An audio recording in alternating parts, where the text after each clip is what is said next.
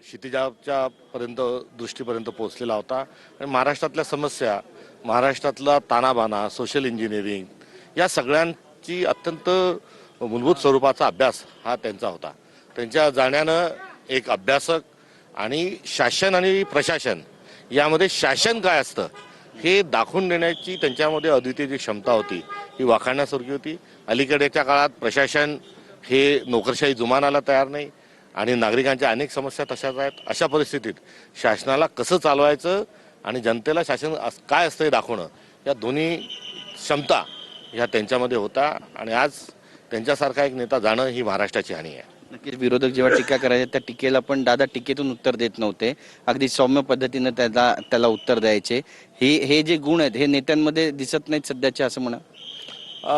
निश्चित स्वरूपामध्ये कुठेतरी सामंजस्याचं एक सभ्यतेचं जे राजकारण आहे त्या राजकारणाचा अभाव हा या निमित्ताने कुठेतरी मान्य करावा लागेल. आणि जेव्हा एक लोकनेता जातो तेव्हा लोकनेत्याच्या जाण्यानंतर आपण कशा स्वरूपाचा हा समाज असला पाहिजे.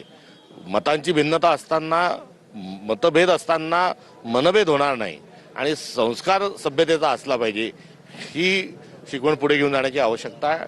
अलीकडच्या काळात सर्व पक्षातून जो भाषेच्या विषयात मध्ये एक स्तर कमी पडत आहे याच्याबद्दल चिंता जरूर त्यांच्या जाण्याच्या पार्श्वभूमीवर व्यक्त करत असताना एक सभ्य सुसंस्कृत असा महाराष्ट्र उभा राहण्याची देखील कामना त्यांना श्रद्धांजली अर्पण करत असताना व्यक्त करावीशी वाटते. मोठ्या राजकीय कुटुंबातून येऊन सुद्धा दादांनी आपली एक वेगळी ओळख राजकारणामध्ये तयार केली.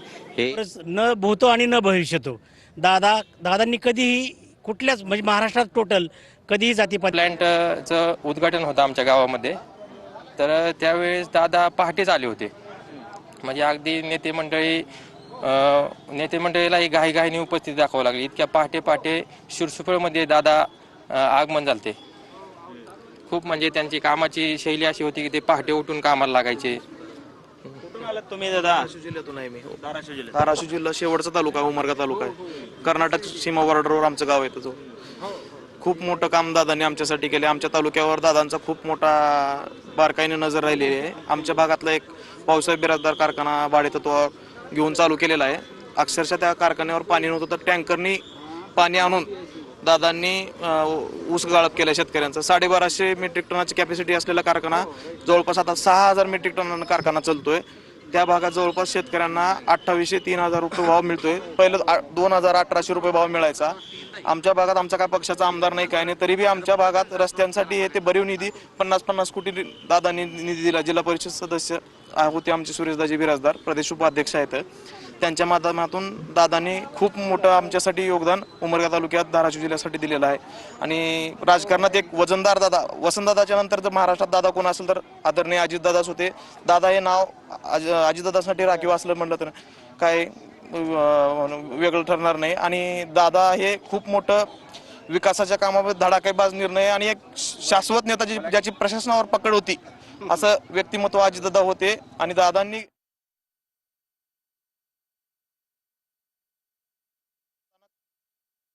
ही खूप मोठी दुःखद घटना आहे. आणि ज्या मातीतून दादा उगवले त्याच मातीत दादांचं आयुष्य संपलं हे मोठी शोकांतिका आहे. एवढं बोल मी 2 शब्द. काय तुमच्या आठवणीत काय भावना आहेत तुमच्या? दादा नाही आहे तुमच्या बरोबर. दादा आमच्यासाठी सर्वस्व होतं. दादा म्हणजे आपल्या महाराष्ट्राची आणबाण शान. आणि दादा हे नावच त्यांच्यासाठी तेवढंच एक पुरेसं होतं. दादा त्यांची जी काही काम करण्याची स्टाईल असेल, पद्धत असेल, सकाळी पहाटे 5:30-6 वाजता ते राऊंडला असायचे.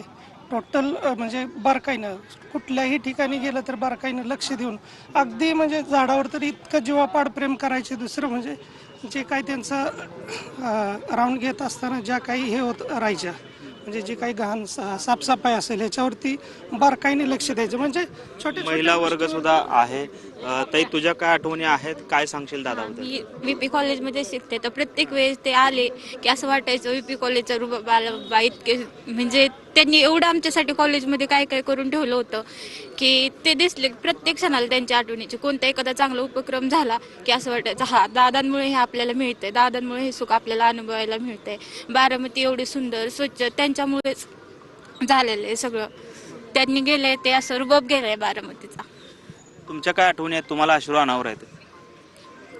खरं तर काय सुचत नाहीये पण माझी मुलगीच आहे, कारण ह्यांचं भविष्य पुढं कसं होईल आणि कसं नाही याची भीती वाटते. कारण जोपर्यंत दादा होते तोपर्यंत काहीच भीती नव्हती. इथून पुढे सुरक्षा कशी असेल ह्याचीच खूप भीती वाटते. दादा होते तोपर्यंत केसालाही धक्का नव्हता, मुलींच्याही आणि कुठल्याच महिलेच्या आणि कुणाचीच. आणि आता इथून तेल घालून महाराष्ट्राच्या आर्थिक परिस्थितीवर लक्ष ठेवणं, महाराष्ट्राच्या बजेटवर लक्ष ठेवणं, कार्यकर्त्याला खऱ्या अर्थानं प्रोत्साहन देणं, जे काम होणार असेल त्यालाच हो म्हणणं, ताटकळत कोणाला बसवणार नाही अशा पद्धतीचं ते व्यक्तिमत्व होतं. पुन्हा असं व्यक्तिमत्व होणे नाही.